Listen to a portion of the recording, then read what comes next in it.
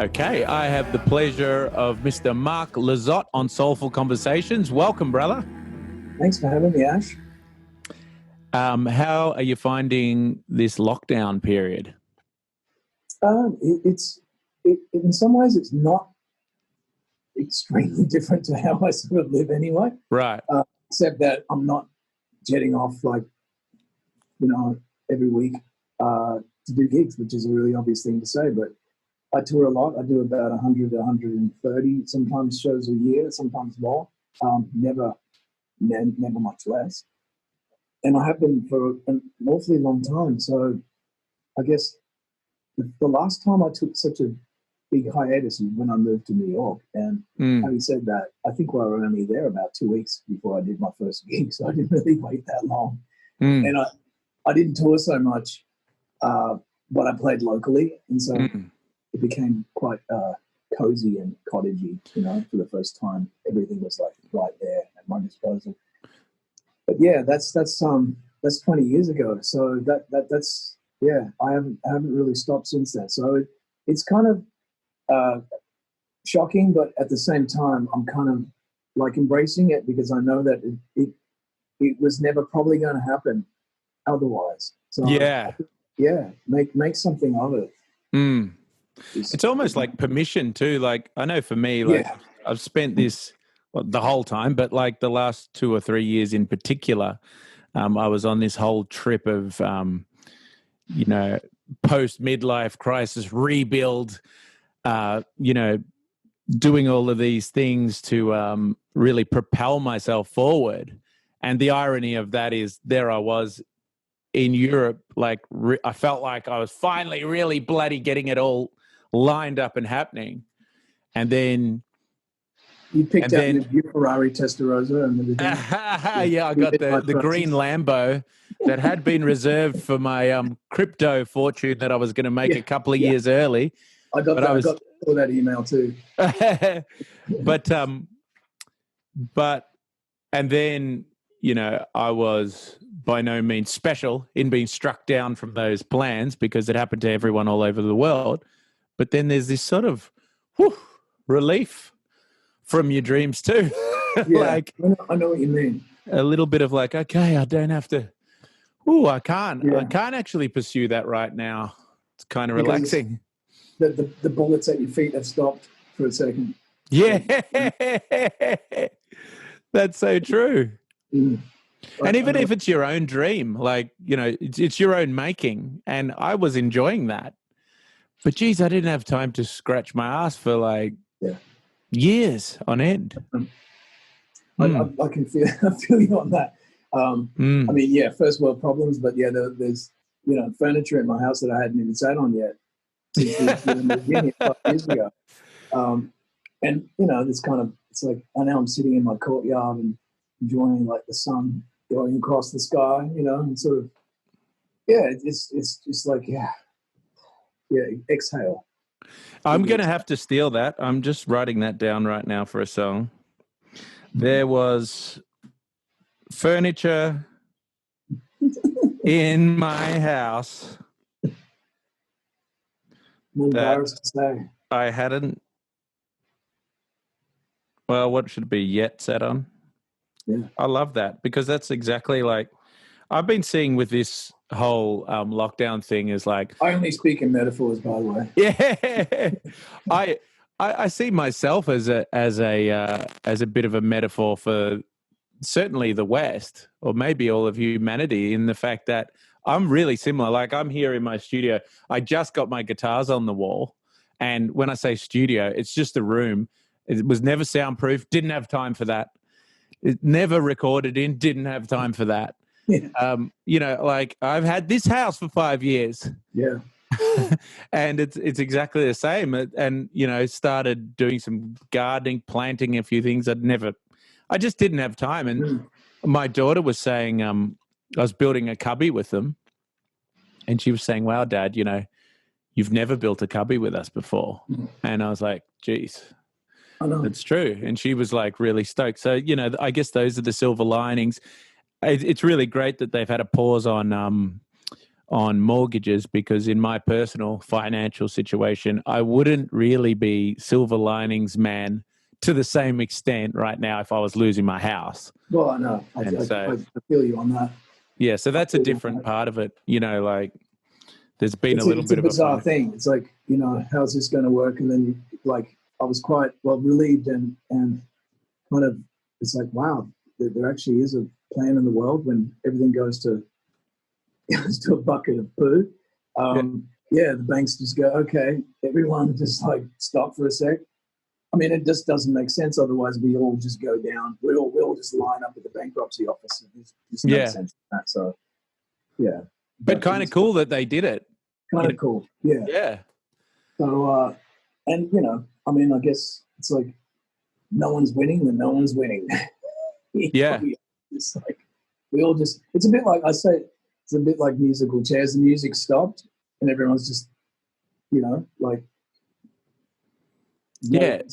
What do I do now? You freeze till the music starts again. So do you literally till the music starts? Yeah. So like, do you have any? Well, let me put it this way. This is what Soulful Conversations is all about.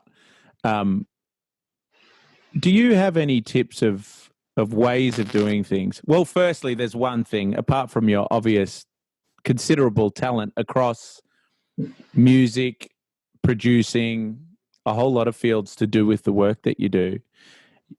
It's obvious to me that you work very hard and constantly. So do you have anything, a characteristic of the way that you do things and have done things over the years that you feel like could be maybe useful to people in this time of lockdown that they could pick up on? Because that's what we're sort of all about here. Like, it's always trying to get these little hacks that people can use, things that have worked in successful people's lives that really have helped them. I mean, if anything springs to mind, feel free to jump in. Or is that a weird question, a weird way of phrasing the question? It's a very big question. Yeah, it's pretty massive. If I have any tips, I guess my tip would be if it brings you solace, if it brings you joy, if it brings you melancholy, anything, just brings you, if it gives you feelings of any description at all, then pursue it, you know, because that's kind of, I mean, I'm just mining for that every day that I pick up an instrument. And the instruments are the catalyst for sure. They're the vehicle. But they definitely help me kind of into the cave of wonders.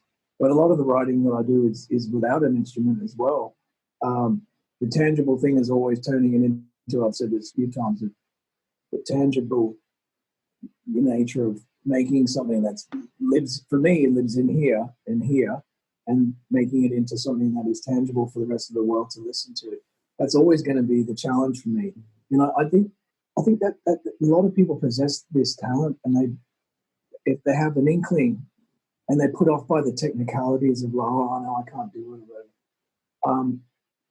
I say just keep pushing, you know, because you'll stumble and you'll have frustration. You might get big headaches. I did when I first started trying to record myself.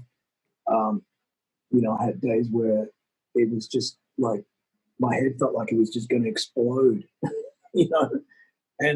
But I wanted to be able to be self-sufficient very, very much. I didn't want to have to go and ring up an engineer and book a studio every time I wanted to record a song. It just that just seemed like ludicrous to me. So I kept pushing through, and I got through. But it was a lot of like headaches, like literally. But I guess it's the good thing about now is you don't need an awful lot of equipment, a box, a mic, some kind of device that records. You know, let's just say a laptop, an iPad, even will do it. A phone will do it. So it's never been a better time for just recording ideas and just start exploring, because I don't think there's any golden key that you should wait for someone to say you're legit, you can do this. Yeah, wow, that's really good advice. Yeah. You know, that's Here's one your thing. diploma. Yeah, I mean, I hear a lot of real naivety in a lot of recordings now, and I find it quite charming. Um, production just keeps reinventing itself. The way people find ways to produce, and yeah, sure, of course, I still marvel at some of the amazing production, like on a Queen album or something like that. I think, well, they had only a 24-track tape machine and a few bits and bobs in comparison to what they have today. Incredible songs, 4 incredibly talented people, and they put that together and made these massive opus things. And before that, the Beatles, George Martin and all that. But yeah, I'm just as blown away by someone like just for want of being able to just mention somebody, Alex G, who produces all his own stuff, and I find his production like really the layering is incredible, and I know it's laptop sort of production, but yeah, I think it's a great age to just get in and start just playing with things, and you don't need to sort of feel like I'm not proper, I'm not legit or whatever. Just I've worked with some people who can't. Technically, they just can't really sing. Like they cannot hold a note. They're sort of tone deaf, but they hear that they're feeling the song, they're hearing the song. They just don't have the connection between here and here. And so when you're in the room with them, you're hearing them, you're going, "Oh my God, that sounds god awful," but it's okay because there's a song. I just got to get through that and hear what their ideas are, because it doesn't. Yeah, there's no kind of like musicality that doesn't belong to just people who are like just the best singer in the world. That's like my point. It comes in all shapes and forms. So I'm really, I guess personally, I know I've been bestowed with, a lot of talent, and I'm grateful for that. But I don't feel like I am superior to anyone else, because whatever, it's just, it's everyone's is different, and can use it in a different way. Something I found really interesting coming to record with you, and we had a couple of days where we did some songwriting. So we go to your cool warehouse and go upstairs, and you've got the big, cool music studio, every musician's dream, with the control room, and then the room with the band. And then we go to what would be kind of like the waiting room. Yeah. And you're set up, because I was doing a whole lot of songwriting with a whole lot of all these young producers, and they've all got their bedroom setups and they're making great tunes like that. And then I turn up to your plush studio, and you've got a bedroom set up outside the studio. Yeah. And, we wrote on that. So I really feel like I found that super interesting. Can you tell me a little bit about the thinking behind that? Yeah, I guess it's a bit of an attempt to kind of delay gratification a little bit. I mean, I know that I've got the big box of crayons in there, and but I just like having the limitations. Like I just like having one guitar behind me and a laptop and a set of speakers and a mic, and little keyboard. And I just, yeah, it's kind of like, and it also when I go on the road, it's like I grab this, that goes it goes in my backpack, and I'm off. And the whole scenario of how I'm working comes with me just seamlessly, and wow. I really like that. I really, really like that. Like, a solid state drive that's this big now, and my newest MacBook Pro, which is thinner and lighter. Everything's getting smaller and lighter and just easy to take with you now. And yeah, I know I can work. I mixed someone's album recently, literally in my hotel room, with a pair of tiny little Genelecs on poles, right, as extended headphones. And I thought this would be interesting. But I'd heard of someone else mixing on those recently, and I thought, well, if they can do it, I'll give it a go. And I got great results, and it's like, wow, I didn't think that would ever happen, because I've always been like, no, I have to wait till I get home and go into my room. That's all treated and everything, blah, blah, blah. But yeah, that's kind of why I like having like this whole thing out here, because it's my on the run sort of sense. I think it's classic. I love being in there too, because when I turn on all the switches and turn on the mic pre's, and I've got someone working in the other room, and I'm in here, and it's like the ship. You've got that person on that part, that person on that part, and wind in the sail, and you're tracking it. That's a great feeling, but I can't go in there and have that every day. So. Yeah, but if you would have said, man, let's go in there and like turn on all the mic pre's and get some amps set up, and I would have been like, yeah, let's do it. That's all it takes is for someone to like G me up, and I'm in there. Well, it was so interesting for me because I love that idea. It's just so cool to go, okay, this is the creative setup. But the thing I like about it most is you've invested all of these time, energy, and money into one way of working. And it shows an ability to, it shows a mental flexibility that as you get older, most people, their sort of mental thought processes, they tend to, those pathways they become deep grooves, and it's hard to get out of that deep groove. So I hear you. Yeah, so like I don't feel that you're sort of stuck in a rut in that way, and not that that's I guess that's a lot of the stuff that I've been writing about and talking about. Sometimes your rut could be like a pretty good rut, like that it's working, it's all fine, but you still. I still think it's really great to be able to have that flexibility to just keep moving with the times. I think it's really important. It's always a little scary, change. It's the most frightening thing on the planet for everybody, it seems. But it is the only constant. It really is the only constant. So, I'm well versed with certain things, but I'm always, if something else comes out, I'm always curious. It's okay, well, technically I've got that already, but what is it about this one? Because if I throw it out the window and go, no, I don't want to learn that. That's like, that's, blah, blah, blah. If I think back and think, well, if I said that about something else, like 20 years ago, that would have just been silly if I said that. If I didn't go, can I have a look at that and pick it up? You've got, my curiosity, I guess, is my biggest, it pulls me along. I'm pulled along by curiosity. That's interesting. I even a good mate of mine, when I was writing my book, a big wave surfer, was saying exactly the same thing. It was just curiosity. Like his curiosity was, can I paddle out in this massive things? What happens? How does this work? Am I going to live? But it seems to be a common theme with people who are creatives, that to be driven along. I like that idea, like being pulled along by your curiosity. Yeah, I mean, the same thing got me, a graze all the way down my leg when I decided I was curious about being towed by a car on a skateboard when I was like 21. Yeah, I've done that too.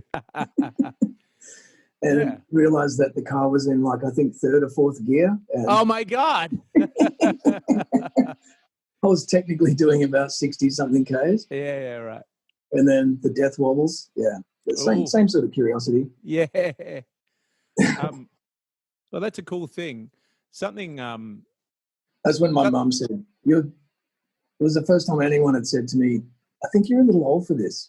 And I was like 21. That's classic. She was right. What I was going to say is, I was looking at you on MTV or what Rage and all those shows, and back in the day, Hey Saturday, hey ruling on hey and all of those things, and heard you on. I've talked to you about this before. That sick slide intro. Actually, let's stop there. Let's talk about that for a second. You did that sick slide intro to Driving Wheels on Barnsley's live album. So on the live album, yeah, but on on the actual recording, that's David Lindley. Oh, okay. And, Oh, wow. yeah. So I was kind of pretty. I mean, my slide playing actually started without an actual slide. Yeah, that's really. Because yeah, I mean, it sounds ridiculous, but things like slides and just gear in general, when I was like 17, 18, was so like, okay, I was struggling to buy strings, like, let's face it. I had to sneak back into my parents' rent and strings were my two big challenges. So I snuck back in my parents' house and acted like I was coming over to say hello to them, but I was actually going to like nab my cello that was in the cupboard and snuck it out the house when they weren't looking and took it to the pawn shop. Wow. Got like $300 for it, and that kept me going with the strings. But yeah, long story short, one of the best and worst things, I wouldn't say worst so much, but they ran their course with me, was the Floyd Rose tremolo system, which my first Stratocaster had no tremolo. It was lent to me by a really sweet guy, Gary. He used to come and see this band that I was playing at the time, and I was 15, 16, up there with all these older guys, and you could see I was playing. I had a Yamaha SG 200, which was the same shape as the SG 2000, which was what Santana played. Right, cool. I grew up like really loving Santana, especially the Moonflower. The Moonflower album was like the live album, had some serious great guitar playing on it. Anyway, amazing. And percussion, because when we lived in Arizona, my dad used to tune into all these salsa stations, so I heard a lot of great salsa. Ray Barretta and Tito Puente and all that real salsa. That's just seriously percussion heavy. But yeah, and so I went to the music shop, and the guy was like, "Hey man, you should put a tremolo on your guitar." He got to sort of know me, this one little shop, and I was like, "Oh, yeah, okay." So I could have gone for a Fender, the stock thing, and that would have been fine. But at 1980, whatever it was, like everyone was just digging holes and putting these Floyd Roses on it, locking them down. So that was, for people who don't know or aren't guitarists, it's sort of like, it's this real just guitar shredder kind of thing, I guess you would say, if you didn't. Well, you can do severe like things with the tremolo, so you can dive bomb, whoa, and go up, and like just go a lot more aggressive, be a lot more aggressive, I should say, than the normal thing, because it would go out of tune, because there was all these idiosyncratic things that would just go, what have you done to me? But this thing had a lock here and a lock there, so it was a lot more steadfast. Yeah. And it allowed, of course, Eddie Van Halen was the main protagonist when it comes to that. And is that like Steve Vai in Crossroads? That's where I would have access to that kind of, and he was doing that kind of thing, wasn't he? I got one and took it to my friend George, who was doing repairs, and he was pretty much my guitar guru, and he was like, okay, let's do it. And I remember him putting it on the workbench and drilling 2 holes right through the headstock. And even then, I wasn't precious about guitars, but even then I was a little bit scared. Yeah. And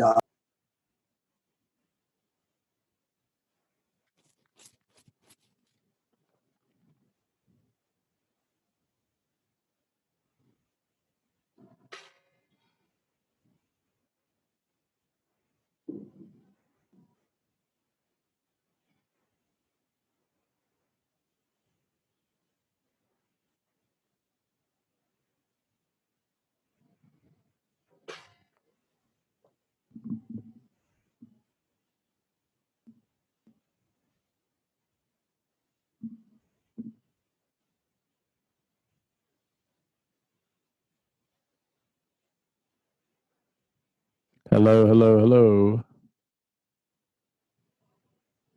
How we going? Flip.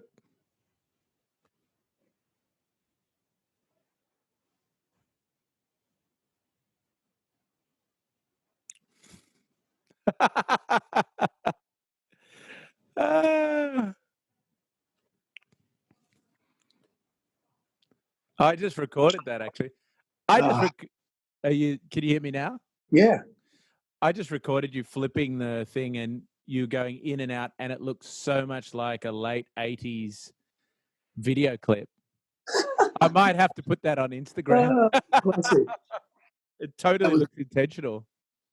Hilarious.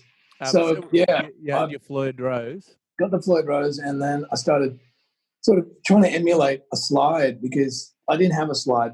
The closest I got to a slide at that point was nicking a socket out of my brother's Kmart socket set. Yeah. And actually makes a great slide. A Kmart or any socket set. It's super heavy and really dense, and it just has a really good sound. But yeah, not the most practical. It's only like one size that's going to fit you, and so you end up with a socket set with that really missing, which is not very good. But yeah, so I started doing this sort of quasi slide thing where you sort of bend into the note, kind of not quite the same with this tremolo, but it's sort of like.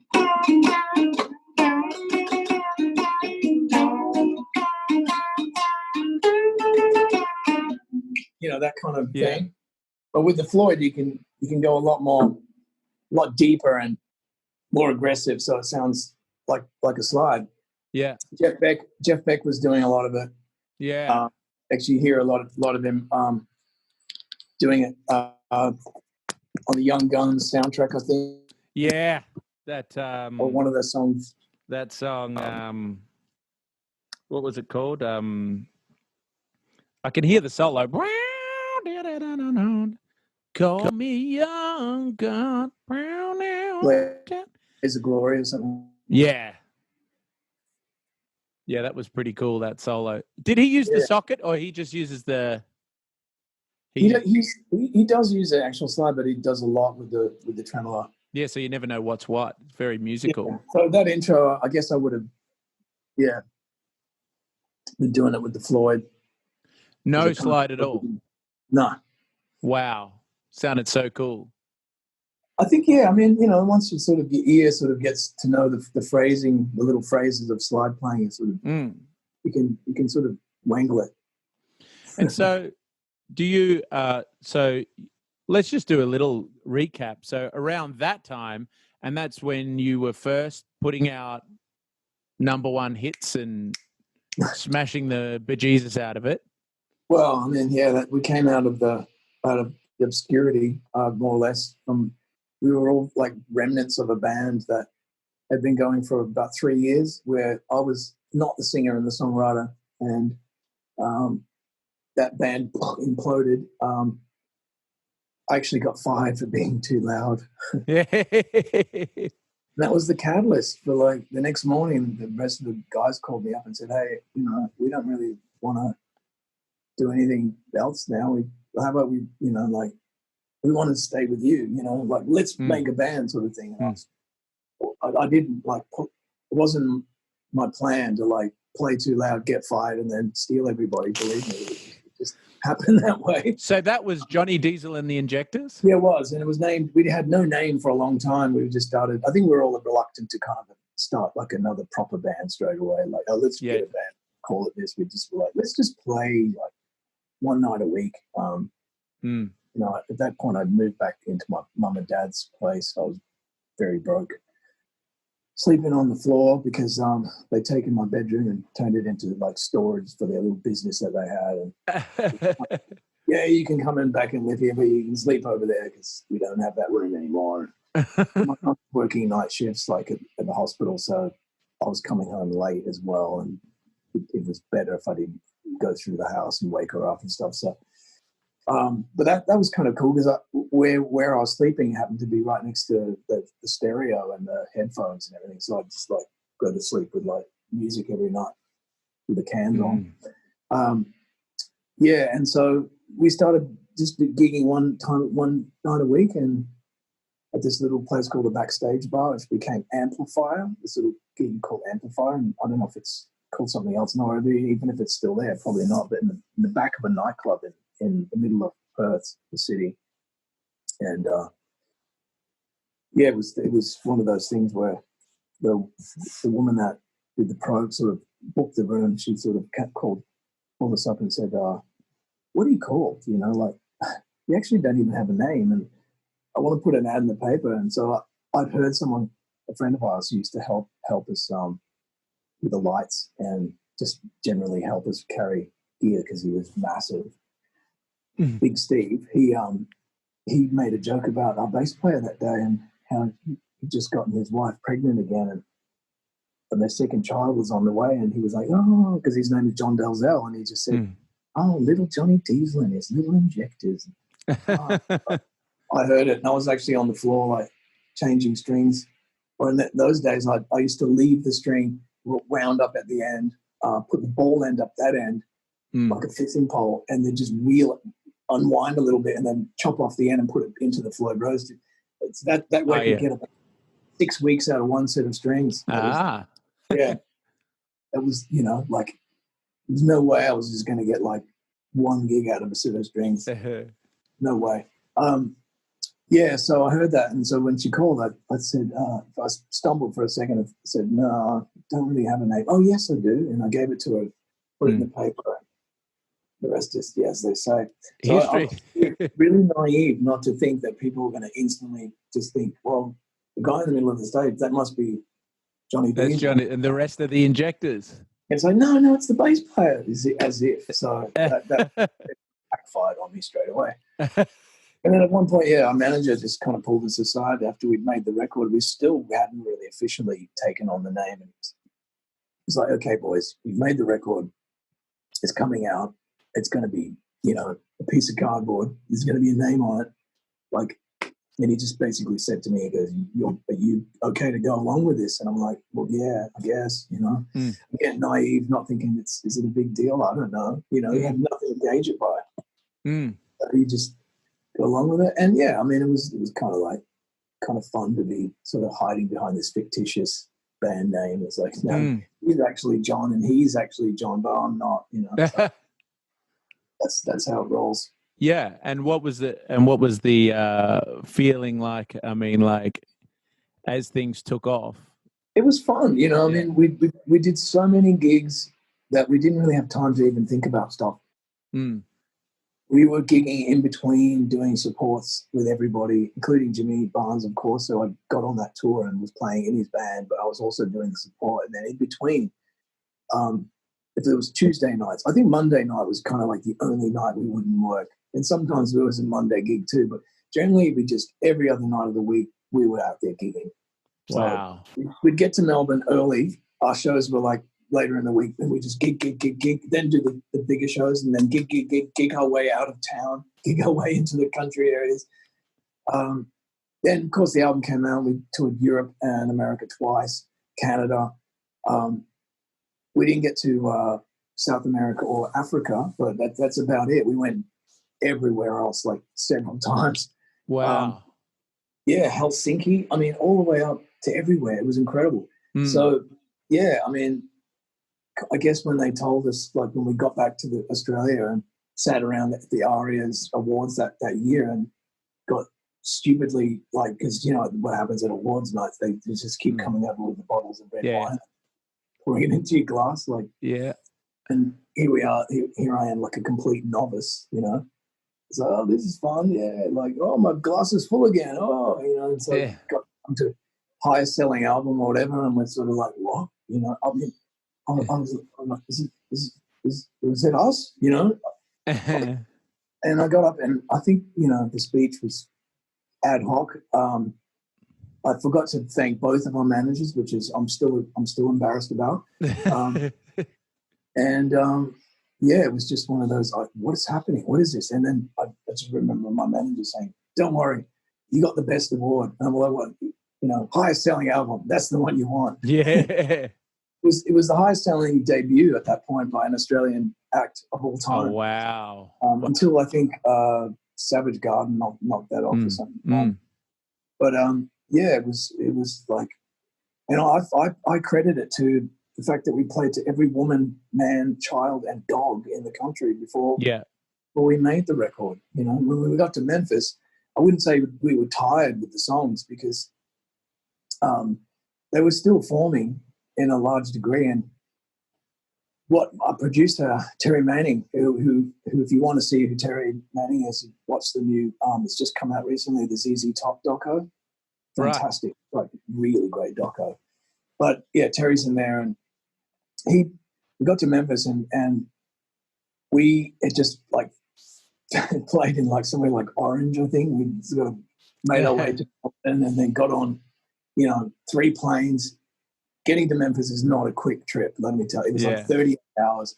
And we got there, and it was middle of summer, and it was still a little bit of daylight when they dropped us into our rented house that we were in.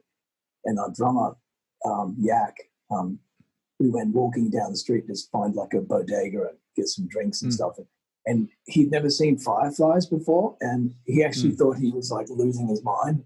He was too about it. And then he said something, and we're like, man, I think me being American, I was like, they're fireflies, man. It's okay. It's actually, it's a bug. He was like, what? But they are pretty freaky to see when you first see a bug lighting up like a little candle, Yeah, that's something I've never seen.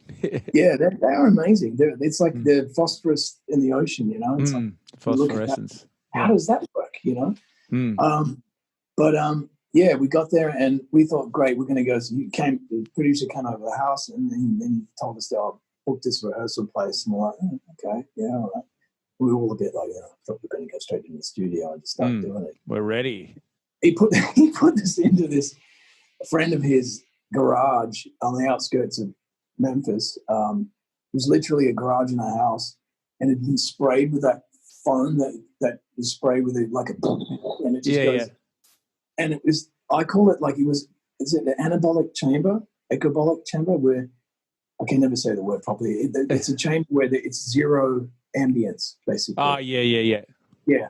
So you go in there, and we set up some little amps and a drum kit and stuff, and it just made us sound so pathetic. Yeah, I know the vibe. A rehearsal studio. Yeah. I know, but like rehearsal studio on another level. Yeah. Like it was like, like Deep Space where no one can hear you scream.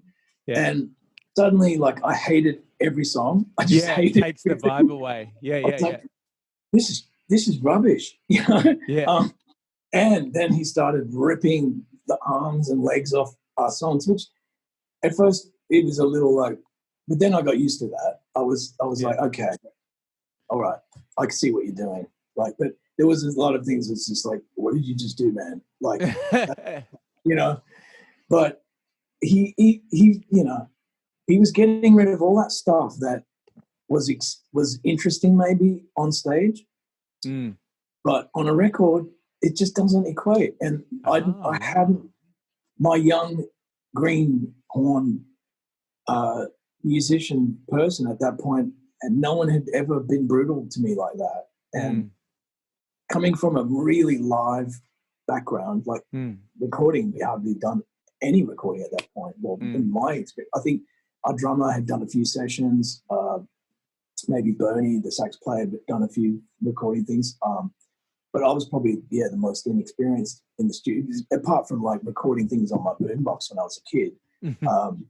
So, he was getting rid of all that stuff that I guess, this is advice I'm happy to pass on to anybody, what works on a record and vice versa. Maybe it's just not relevant to the live show. And the same thing with live stuff. It just, we've all, I think any musician, I'm sure you have as well, like you kind of do something in the studio and then you go do it on stage and you go, oh, gee, that felt a lot better in the studio. Like, why doesn't it feel good out here? Yeah. And then you need to sort of rethink it and like instantly just let go and go, okay, it just needs a snip there, or it needs an extra bit there, or whatever. It needs to be altered to fit into the realm of the live thing, because it's three-dimensional to start with, not two-dimensional. It's not just two speakers.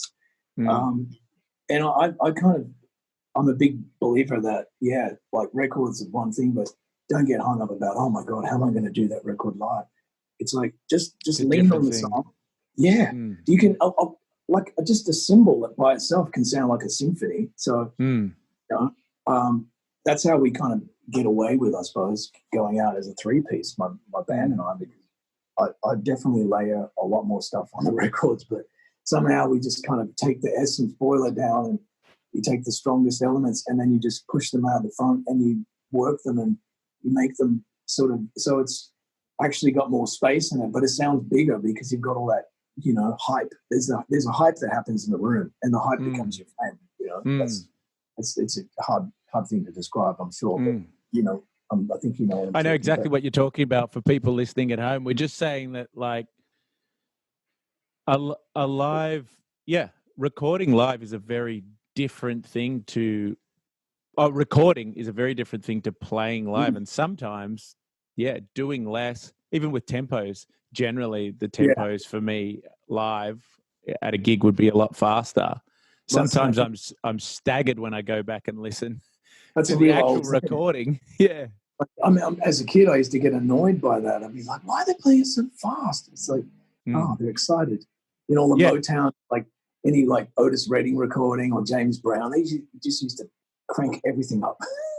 Yeah, and that's the thing. It doesn't, and it made sense at the gig, but now when you listen to it, it actually sounds a bit too fast. But it was right for the room at the time. You had to be in the room, and then no one's like turning to the person next to them and going, is this a little bit too fast?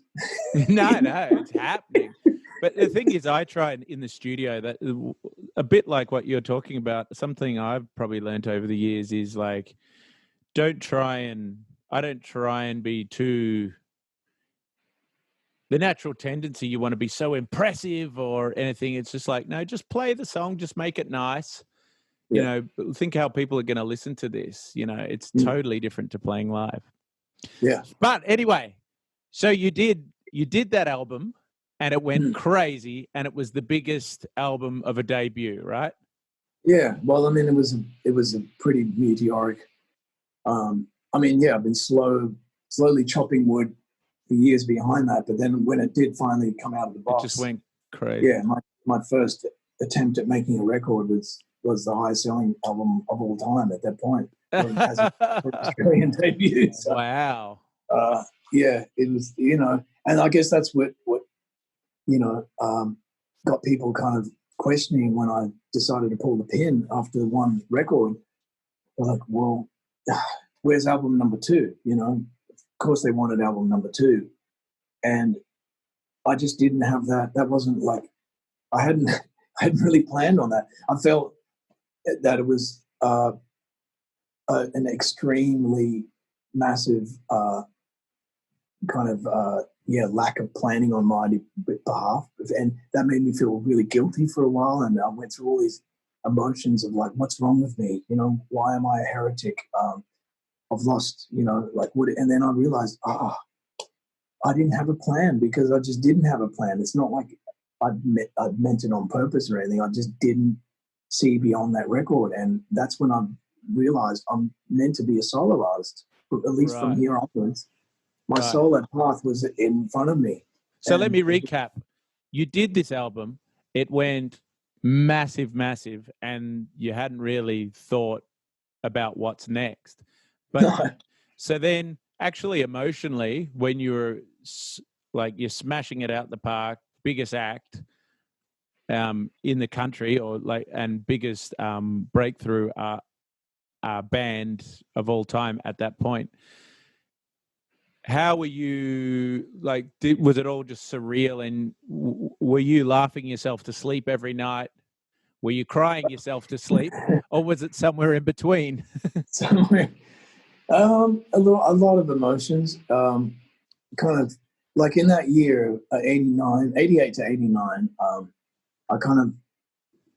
experienced enough to make me realize, number one, personally, that I had experienced enough of, let's just say, the shenanigans of touring, and the whole every night being Saturday night just became very tired and ridiculous to me quite early. And yeah, the cliches, I suppose, I wouldn't say I've always been, because, when you're 14, if someone says you don't be a cliche, you go like, what are you talking about? Yeah. But by 19, I was aware of the cliches, and enough to kind of, I want to avoid that. Like, I'm not saying it's impossible to say I've avoided being a cliche completely, because that's just ridiculous. Yeah. But, it has been said by, a lot of people have commented to me and said, wow, how did you manage to, like, I'm like, look, is my advice for what it's worth. Like, is just don't be a cliche. It's like, it's impossible. You never avoid it completely. So what are you talking about with that cliche? Do you mean like you know, snorting 20 lines and throwing the TV out the hotel room? All of that, yeah. The whole thing of like, I'm a musician. I don't have rules. You know, I'm a rock star. It doesn't apply. You know, like crap. Yeah. What? You've got a job, buddy. Your job's as real as that ambulance driver. I mean, he has a lot more to deal with. Your job's, you have responsibility too, is what my point is. Those people have come out of their houses. They don't want to see someone get up there and go, "I'm sorry, guys. I stayed up all night. You know, you're going to have to sing the songs. Oh, how cute. You know? Yeah. They don't want to see some half-baked person up there. Yeah. And like, you know, you go up there sometimes, and as you're getting to there, it's always on the. And once you're up there, the adrenaline is kicking in. But I mean, there are nights where you do feel less than great, and you just have to like push it aside. And thankfully, not many. I'm sure, I can't imagine you would have had many either. But you don't want to be like, to add to that, like inflicting things onto yourself to make yourself it's bad enough. Like sometimes I have to deal with a head cold or just lack of sleep or I'm dried out because I just flew 4 hours, even though I've hydrated myself like as much as I can. But I've just flown from Sydney to Perth, and now I'm going to get up and sing like a bird, you know?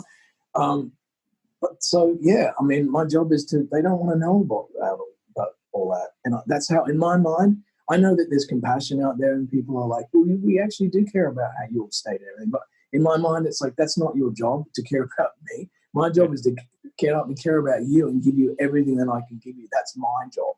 Yeah. So that's just how I look at it. And I guess the cliche is just going, hey, I'm a rock star, you know, make excuses for me. Yeah. You know? Yeah.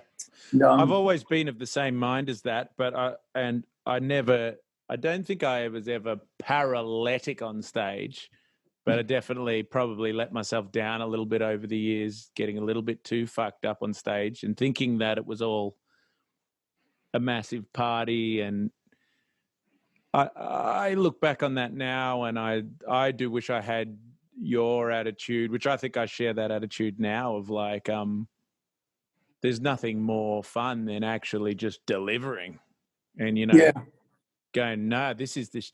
And that pride of like, no, this is how I roll. And, well, you know, I always think that music to me, and I'm sure you would agree, and to people that don't even play, I think they would say, yes, music is intoxicating as it is. Yeah. As music in itself is intoxicating. So the times where I have combined other intoxicants, and for a second or two, maybe it's like, woo, this is a cool combination, and then I'm not up to it. Yeah. It's, you know, you play one line, you go, that was superhuman, that was something else, and then it'll be like, but that was substandard. So it's like way up, and you go a couple of moments of like some crazy wacky stuff, or like then a moment of like, now I suck. What do I do? Oh, that's right. Drink more, or take more, or whatever. Like it's not really an option. And then the next thing you know, you look and, you know, suddenly 3/4 of a bottle of vodka is gone through the course of a gig. I've been there. I've done that. And that's, you know, I've made comments, I think, on national TV about how since I haven't combined adrenaline and alcohol at gigs, I haven't thrown a piece of furniture for a long time, you know? Because when the gig's great, you come off and you go, woo! And then when you're having a bad gig, the sound's terrible, or your guitar's malfunctioning and your pedals are doing whatever, and you're like, everything's betraying you. And then you come off and, you know, you see that piece of whatever plastic chair and you just go, plastic chair, you're mine, you know? It's like, and it's, you know, I shudder when I think I've thrown things around dressing rooms and I could have hurt somebody. You know? So you just did that because you had a terrible gig and you felt bad and you just... Yeah, I mean, I needed to let out that aggression. And now, you know, something like that, you know, occasionally my band and I will do gigs and we'll come off and we'll just go, whoa, was like playing inside a metal can, you know, just everything. But like, when then we just laugh about it. It was like, dude, did you hear what your snare drum sounded like? It sounded like, it was like, and then, and that your guitar was like 3 seconds, like late and blah. Then we just go, okay, that's over, you know? Yeah. And thing is, it's like, it's only us that have known that. Like, that's the other thing. I don't ever want the crowd to know that we're having a crappy time, even if we are. It's just like, you know what? Because to them, 20 feet into the room, it might actually sound okay. Yeah. So many gigs that we do where the stage is just like, oh boy, they really didn't think about this. Oh well, what can you do? It's just part of and that's another part of that ethic of delivering. You know, like I would rather I try and get my monitors and everything as good as I can, and then there's a certain point, a couple of songs in, where it's just like, okay, turn them off. I don't care. I'm going to deliver now. Yeah, that's no right. matter what I'm hearing. Exactly. It's an ethic. I know exactly what you're saying. I know exactly. It's not you just kind of give up on like making it good for yourself. Yeah. I'm really there's an era of your career that I'm really keen to get to, because it's the era where you got a lot of respect from a lot of musicians. So and one of them is me, because we were a sort of like, as I was one of those guys just relentlessly touring for many years, and we would have been seeing each other's posters all around the place and never even caught up. So I think it's after you went to New York. So you went to let's just go to there, and then we'll catch me up. So you went to New York after what, 10 years or something? Let me see. First record came out in '89, and then not quite, like 7 years after that, I'd released my first 2 solo albums, Pet Fidelity. One, you know, the ARIA, blah blah blah, and then The Lobbyist came after that, which was kind of a half live, half studio album, and that I ended up three years in a row winning Male Artist of the Year, which was kind of getting a little bit like, the third time sitting in the audience was the blood just kind of rushed down to my feet. I remember sort of thinking, whoa, so, like they're gonna chop me down any second. Like something's like, this is just too much, you know. And you know, I mean, look, it's all kind of, you know, like ancient history now. But I guess after that, I made Solid State Grind in '94, '95, and that was probably the most laborious record, well, up to that point, because I'm quite used to working like that now, like burning the midnight oil and doing everything myself. I've made quite a few albums like that, but that was the first album where I just wanted to do everything myself. And, you know, my Mike Oldfield record or whatever. Yeah, you know, and it's, I'd look back at that record as a big watershed for me. But after that, it was actually, I didn't plan it, but it just kind of happened. And I think I've got Michael Gudinski to thank a lot for that, and the Aurora Mushroom people at the time, who were working with an artist by the name of Chris Wilson, who I'm sure a lot of people know. My hero. Yeah. And he had just made like a recording, I think, Live at the Continental, and which is a classic album, very influential on me.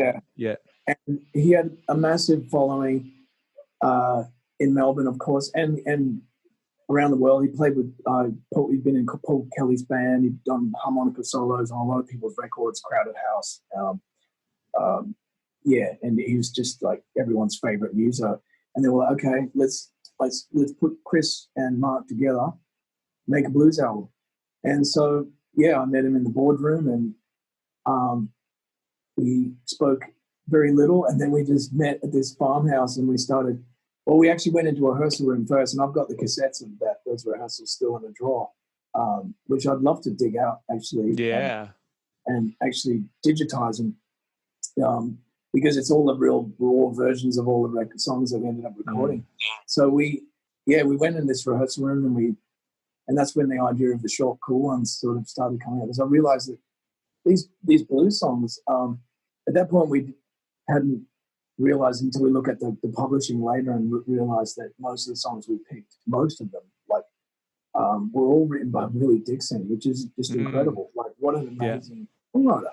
So, but the one thing they all have is none of them were long. None of them were, like, when I think the blues in the 70s, like, especially in England, like, everything just got elongated, really long songs, really long, indulgent, you know, like, smoke another joint, like, oh, we're going to play the blues, it's going to go for 16. You know, these songs, like Howlin' Wolf and Muddy Waters and, you know, Sonny Boy Williams, and they're just like Beatles songs from the 60s. They're like 2.5 minutes long. They're singles. They are. They're singles. And they're pop songs, basically, you know? And that's why they were all short and they're all really cool. And that's where it came from. I didn't realize that. Yeah. And Chris was really, like, there's one thing that he really hated was the indulgent side of the whole thing. Yeah. But that was the era of that too. You know, like, there was like a lot of Stevie Ray Vaughan clones out there around that time. You know. Yeah, I mean, I think the blues has always had a bit of a misunderstanding with some people, and I don't mean to sound like a snob, but there's been it's one of these people that's like, that's blues. No, that's not blues. That's ridiculous. You know, you see those types at Blues Fest. The blues jury, the blues police. But it's a feeling, you know, and I don't know how to just. I think you know what I'm talking about. And absolutely, Chris, he loves all genres of music, and so do I. But we wanted to make we wanted to have the definitive kind of essence in that record. So, you know, doing it in a farmhouse live, and just, you know, not having to worry about separate. Like, we just push, if something was a bit too loud, we just open up the door and push it out in the veranda, and it was like, okay, that's good now. It's still spilling, but it's not causing problems. Wow. And there were cows and mooing and sheep baying, and it was just perfect. And I love that album. That was the kind of recording that I needed to make, because I hadn't really, since the Memphis experience at the very beginning of my career, that was a pretty live record as well. But then I went on this juggernaut of like, you know, going deep into like the layers of recording and everything, and the technical side of it. So to just pick up guitars and just think, okay, what am I going to use for this sound? You know, I want to sing. Let's sing through the amp, you know, and get a bit of that vibe, and let's blend that together. We were just cooking things up, you know, and I think the most we'd spend would be like 20 minutes at the most cooking things, and then we'd record it. So it was like cook, record, and we do 3 or 4 songs a day like that. So wow, the record was done, you know, in a week and a bit. So it was a beautiful album. I listened to it heaps. And there was one song that Chris sang on their album that was very influential on me and my vocals, Too Wet to Plow. Oh, yeah. Because, I mean, he's just like like, you know, you hear a bull in a paddock, or you hear the lions roar, and there's this resonance that you hear through through the cavity of their chest or something, that you're just like, oh, my God. Yeah. Just getting thinking about the kitchen. We did that one in the kitchen. And we were like, okay, let's the smell of freshly baked bread was still permeating. Doug Roberts' wife was baking us fresh bread every morning. And that was like, it was like, can we just keep doing this? Like, this is like the best job in the world. Turning up fresh bread with butter and honey, cup of tea, and then wow. And was that just like what? I just nerd out for 1 second. Was that like it was a very, very roomy recording, obviously. Was that just one mic, or? No, we had maybe 2-3 mics on the kit. We did it all with 16 channels. I know that, because we had 2 8-outs. So because that was just you and Chris, wasn't it? That song. That song was one mic. Yeah. It sounds like one mic. That song was getting around one mic. Yeah. It was probably maybe in Omni. They put Doug Roberts might have flipped it to Omni for that. But it was just like positioning. I remember like the national, because I was playing my 1930s national, and that thing's just loud. Yeah. But Chris has got a big boomy voice, so it was just like, okay, yeah, Perfect. we're all good here. Yeah. That was so cool. So then you went to New York, did your thing? Yeah, well, I made the record, and we just did like one quick whip around the country, and then I was out of it. And it was kind of like, I remember having that record with me on vinyl, and within that, like, yeah, it was. I remember giving it to a few people in New York, and yeah, one of them was Charlie Sexton, because he was in the studio, and it was just like, it seemed surreal to me. It was like, did I make this record? It was like, yeah, that happened. Because now I'm in New York. It's just like another universe away, and my whole life, it just basically just pulled the pin on the whole, Sydney hangs and all that. Said goodbye to all our friends and family, and I think, yeah, at one point, Jeff and I, and my wife and I, were coming out of a cinema. We'd just seen Birdcage, which is the American version of Casual Fall, with the Casual Fall with Robin Williams. Very funny movie. And we had a really good laugh, and we'd forgotten about our house rental hunting that we were trying to do at the time, which was pretty stressful. And we walked out of the cinema and both looked at each other and went, like, we're in New York. Like, holy shit. Like, how do we get here? Because, when you're in a cinema, you just kind of forget where you are. You're in a different reality. Yeah. And we walked out and we're like, damn, we're in New York. Like, yeah. But it was an exciting feeling too, so yeah, that was I think for me, it was really important. I look back and I didn't realize this at the time. It's not something I thought, this is good, I need this, But in retrospect, like, I hadn't stopped for, well, let's just say since I was like 15. So like, here I am now, like 28 or something, and I really had not stopped and just like not like taken like things like going to the cinema or reading a book or just, yeah. I'd been on just a touring life for the whole, one tour book after the next, just the same sort of like, where's the next tour? Where's the next tour? Suddenly I'm not touring and I'm living in the same spot, which was a real novelty. And yeah, living in New York was, we'd been there quite a few. I'd been there probably 6 times by that point, and stayed, but never. Yeah, it's a different feeling when you move in. Your stuff comes, and you got your clothes and drawers, and you actually live in there. An apartment or a hotel or something. You're a resident, and a totally different feeling. So that was a really, really good time to do that, I thought, at that point.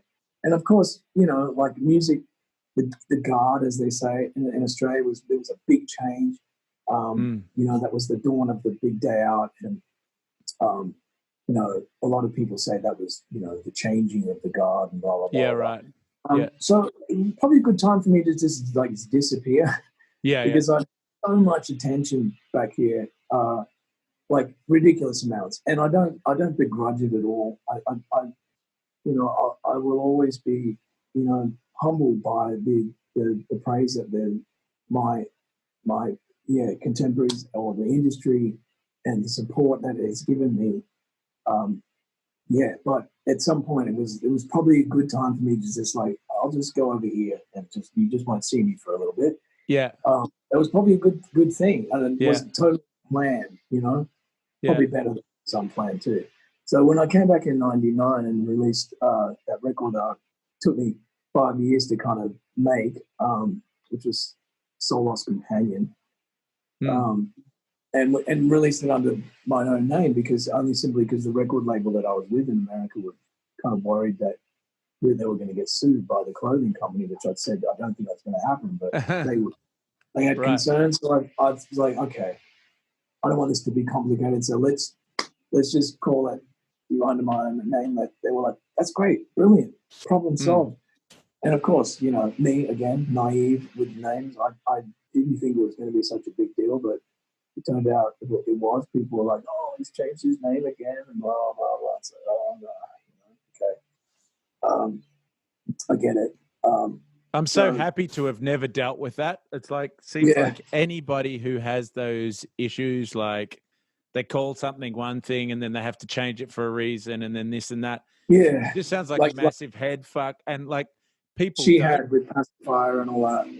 yeah, and people don't get it when you, when you change it. It's a different brand, I guess. It's really like, you know, product, brand name, product, same box, same stuff inside, brand changed. It just throws them right off. It's like when I go to Aldi and see, that looks like, like, it's ridiculous. You know, it's like, but it's a thing. Yeah. Yeah. So that was a lesson in branding.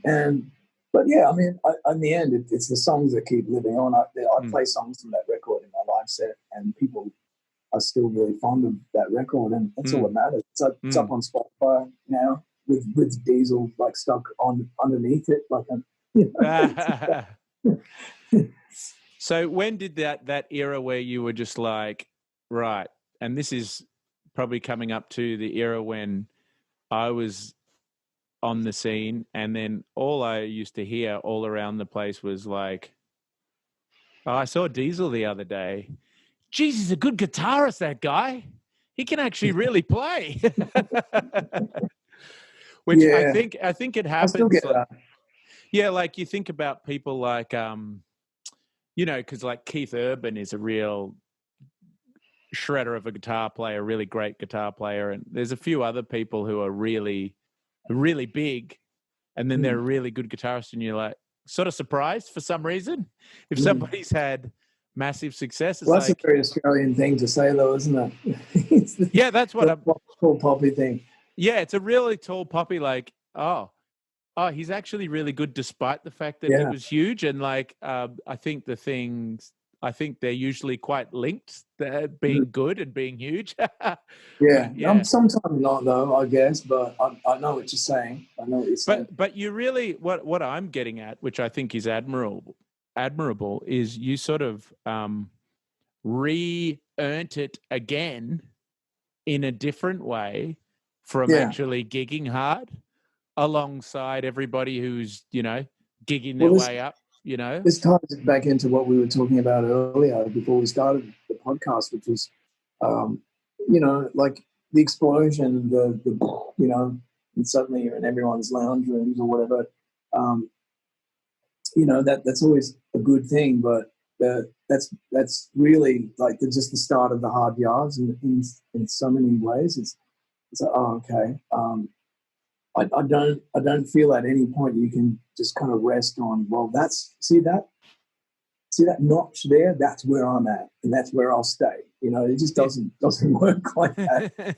And yeah, around 2005, I guess, when I came back from New York in 2002, and I just started touring again. I made some records during that period, and it was kind of, I would just describe the climate for me was a little, I wouldn't say cold, that's a bit of a harsh word, but it was a little vague. You know, people were like, oh yeah, you know, like, oh, you know, there you are, like, oh, where have you been, sort of, or you know.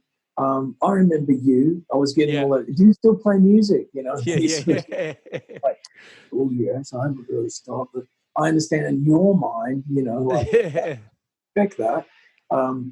But yeah, so I learned to not take offense to any of that quite quickly. But I think it was around 2005. Well, that's when I made the record. Again, another accident, because Liberation were putting together these. The concept was basically on a subsidiary of Mushroom called Liberation Blue, and we're basically giving artists like a little budget and going, okay, record a bunch of your songs, real stripped back, do it everywhere you want, in the studio, live, whatever. Here's your budget, there you go. And so they gave me, and I was one of the first to kick it off.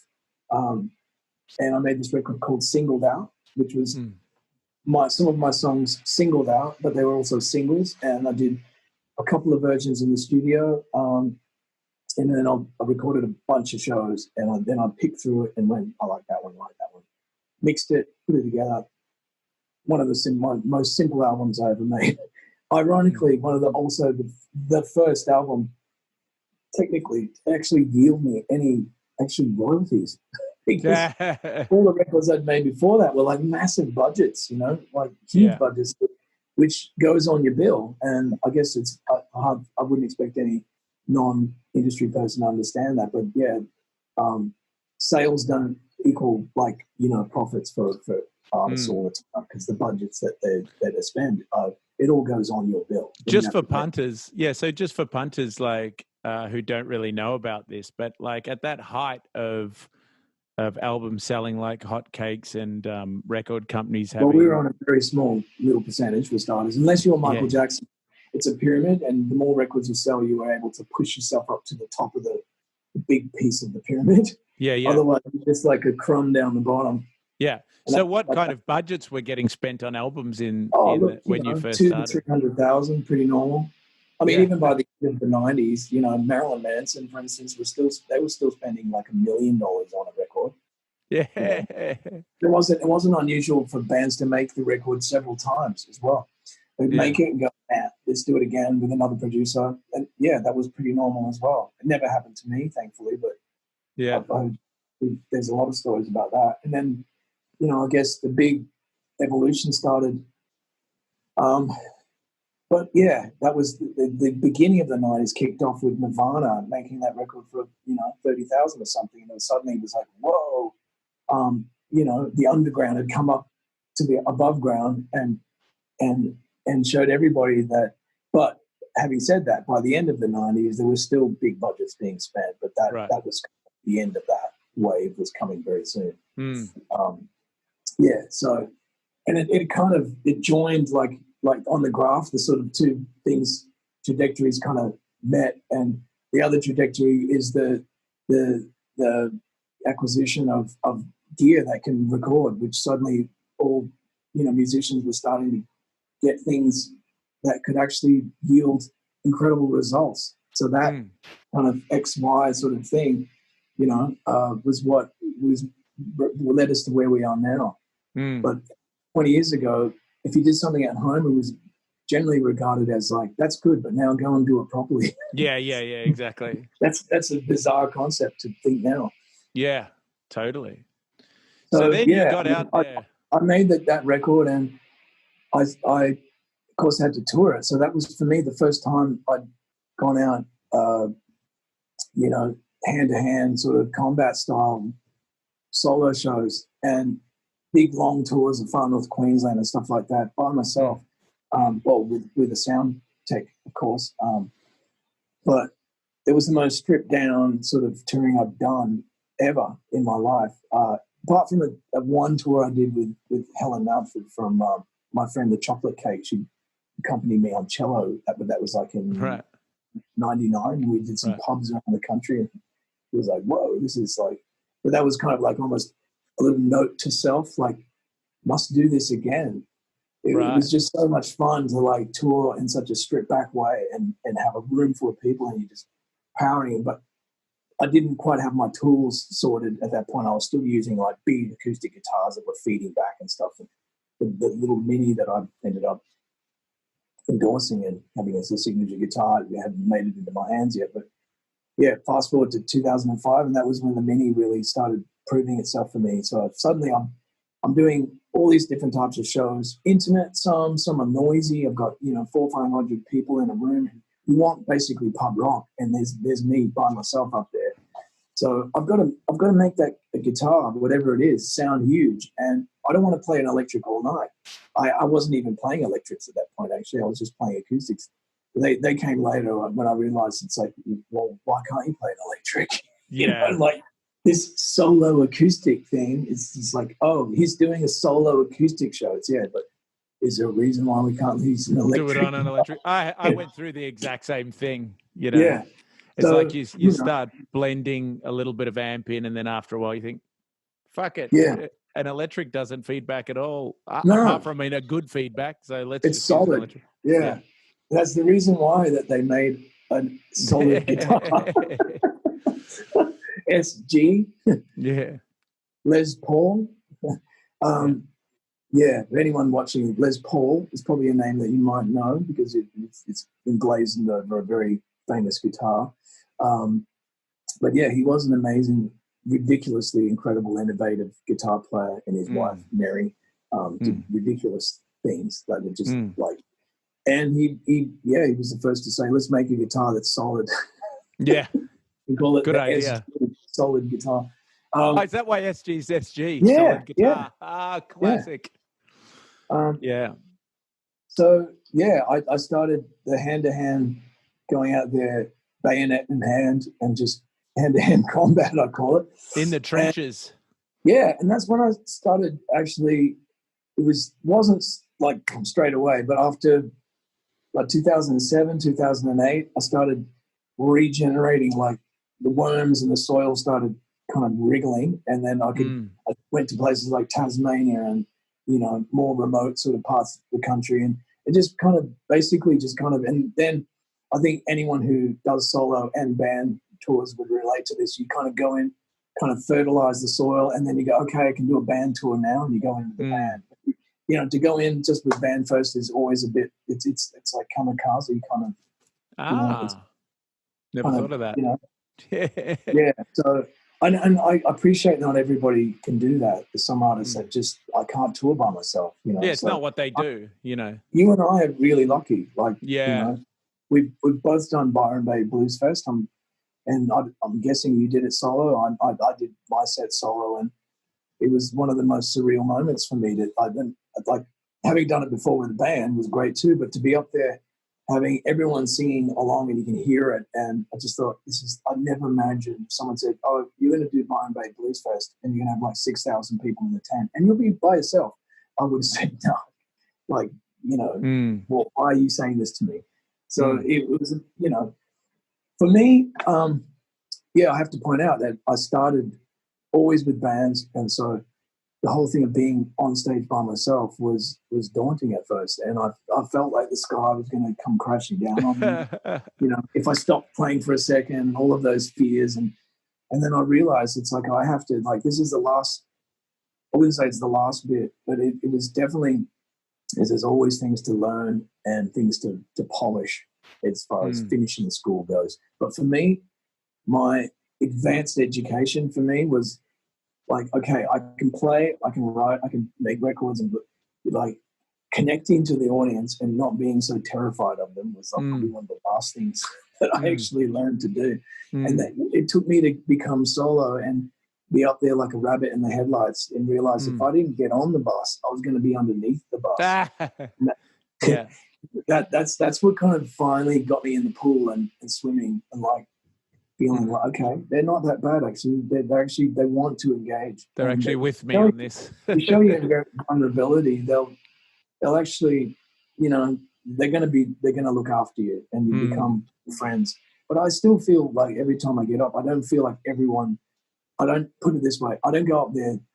I don't want it to sound like I'm paranoid, but I don't just walk on stage assuming everyone in this room loves me. I actually know that people come to see me and they're actually sitting there going, come on. Okay, let's see if he's any good. Yeah, let's see if he's any good. Or like, I don't even like this guy, but I've been dragged along. Yeah. By the missus. Yeah, or whatever. I mean, I just don't assume that everybody just thinks, oh, I can't wait for the first note to come out of his hands. Yeah. I know I've got a job to turn them around and to make them feel that by the end of it, they might actually be turned into something.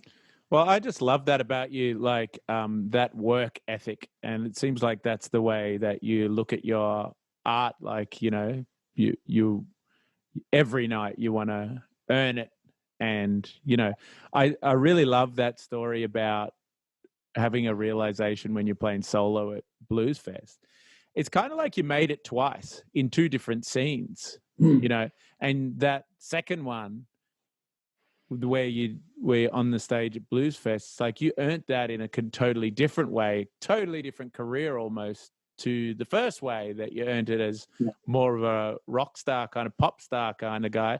And then you've come through that route in a way, like coming through the roots scene and doing it as a guitarist, singer, you know, it's not completely isolated because you've got those original songs that people love, but you wouldn't have done it if you did. You wouldn't have been there if you didn't earn it through playing really well and changing up like that amazing solo show that people were raving about. And I remember that era because I remember, like I said, people talking about it, and it always made me think, wow, that guy, you know, he gets out there and he's smashing it. Must be amazing, you know. So it's a good thing. Well, it's I mean, it's invention, you know, kind of what they say about necessity is the mother of invention. Yeah. It really is. It's kind of, it's like I have to keep going. I know that. Like I don't want to stop.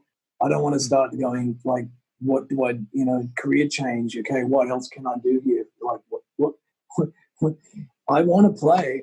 But I have to go out and like win everyone over one by one again. I will do it, you know. Yeah. And once you realize it's you know, it's not, well, yeah, it actually never finishes anyway. So the quicker you realize that there is no, like I think I said at the beginning of this conversation, you can't just go, okay, I'm on that shelf now. I've earned that. I am that. I'm there. You're never there. You're never anywhere. No. You know, yeah, I mean, I do feel like there is a richness that is getting richer and richer every year for me, which you know, it's like there's got to be some payoff for turning into an old freaking wrinkled up shit. But it's like, you know, yeah, you just you can never just kind of rest on any little thing and go, I don't need to, you know, that's me, that's my status, you know, it doesn't exist. So yeah, the moment I feel like I'm sort of doing a substandard show, I'll probably start thinking, you know, maybe pull back, maybe just, I don't want, that's one thing I'm not going to lie about. I do not want to like ever become like a bad version of myself. Yeah. You know, you know, at that point, maybe change and just like get a jazz box and just like play some jazz. Like my dad and mother always said, you know, like, you'll play all different kinds of music, but you'll end up back at jazz. My dad was a jazzer, you know. Right. So maybe, I'm not saying jazz is easier or anything, but it might be more, it might suit like sitting on a chair and just hunched over, you know.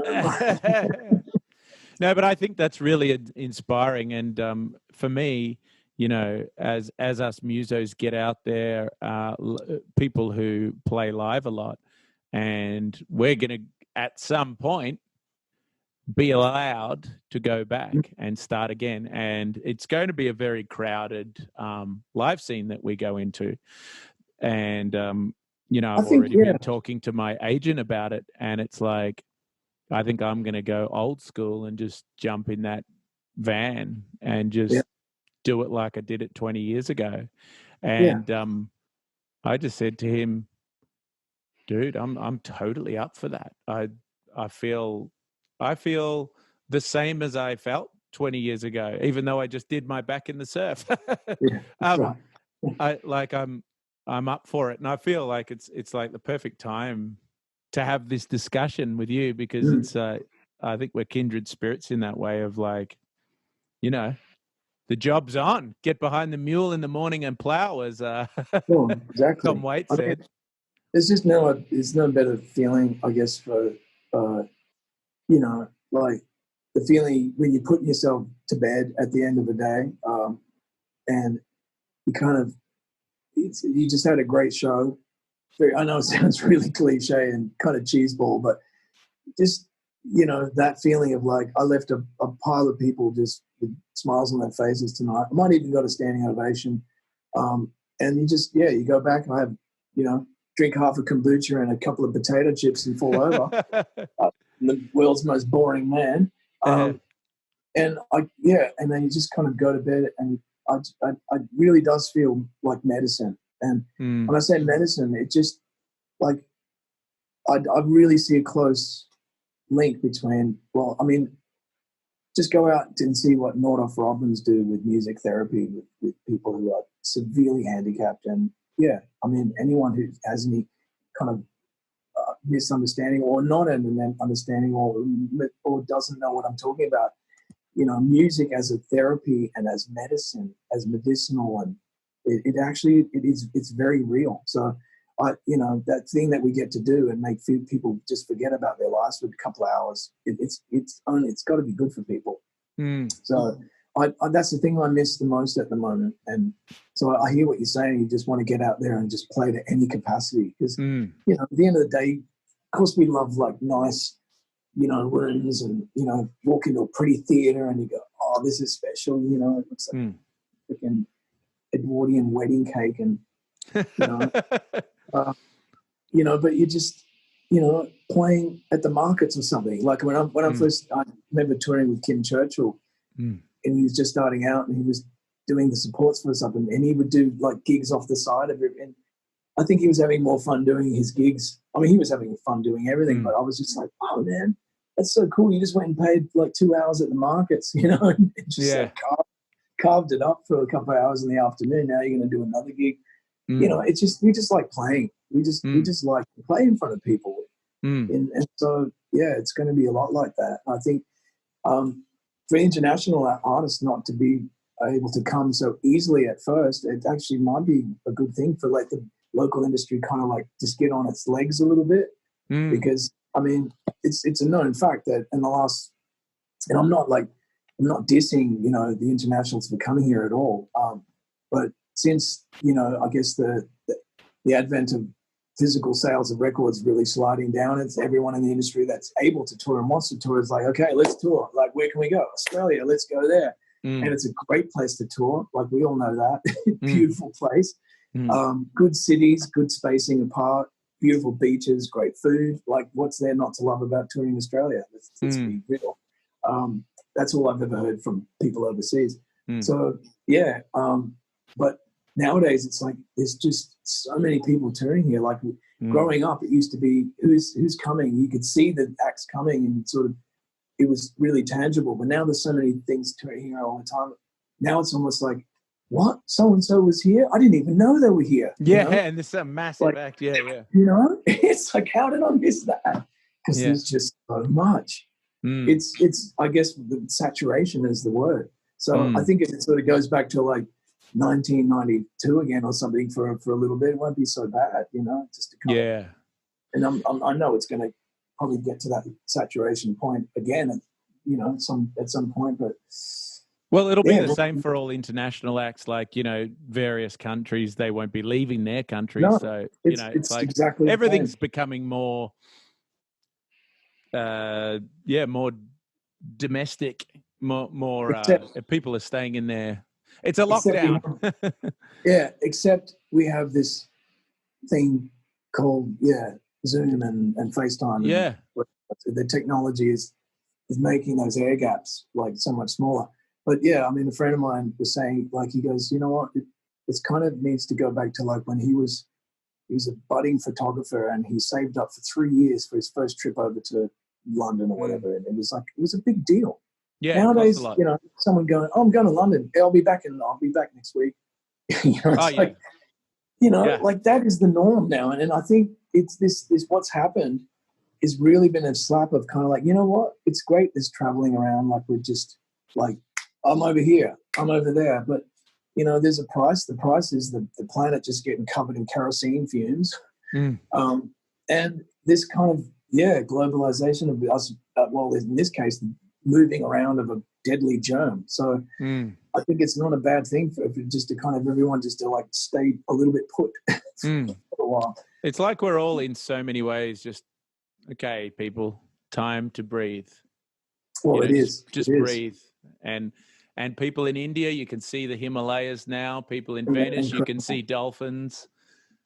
People in Australia, I don't know what is happening with the dolphins, but like every time I surf, there's dolphins jumping out the water more than ever. Well, I think it might be the season for it, but I'm just pretending that they're rejoicing. If there's a worldwide clique, you know what I mean? Like, I know things that I've read about the noise from shipping in the water. Something that a lot of people wouldn't even think about. I hadn't even thought about it, but there's a woman who's gone around the world. Oh, I can't remember her name. She's devoted a lot of her life just to going and giving talks about the noise pollution in the water from all the industry. Mostly it's massive, and it really upsets all the things that are living in the ocean. Yeah, particularly the whales and dolphins. Particularly. Yeah. So maybe there's a little less noise at the moment, and maybe they're all like talking to each other from great distances, going, "Hey." So we're just starting to catch up with people now, and so are all the cetaceans, the dolphins, and the whales. Yeah, exactly. Everyone's getting a bit of a break. Yeah, it wouldn't surprise me. It wouldn't surprise me. I mean, just where I live near the airport here in Sydney, and it's such a different feeling when there are only freight planes in the sky at the moment, and they're quite. I mean, you hear them, but not like normal. It is like, whoa, there's a plane, and then like it's quite a thing now when I hear one. I actually notice it, where before it was just subconscious. Yeah, I've heard like that do vocals. Remember? Yeah. Well, I've actually heard that seismologists or whatever people measuring the resonance of the Earth were actually literally the footsteps on the Earth, both metaphoric and maybe even literal. They're able to hear things in the resonance of the Earth that they've never measured before because the noise floor has changed. Yeah, the noise floor. They're actually can really get to the bottom of a few things they never had a chance before because we were essentially jumping up and down on the Earth too much. Yeah, we are. Well, so, it's interesting. I hear that just in my neighborhood. Just the rumble factor is right down. The birds are louder. The birds are always there, but now they seem louder. Yeah. I can hear the echo on that bird in the morning. Which I wish I knew the name of it, but it's got a beautiful song.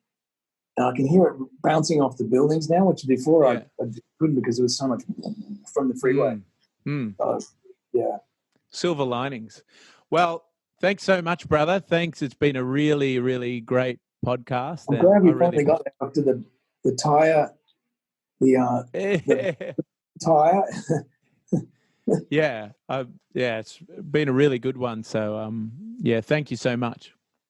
Keep upping the ginger and the turmeric for your back. Oh, yeah. Yeah, thank you.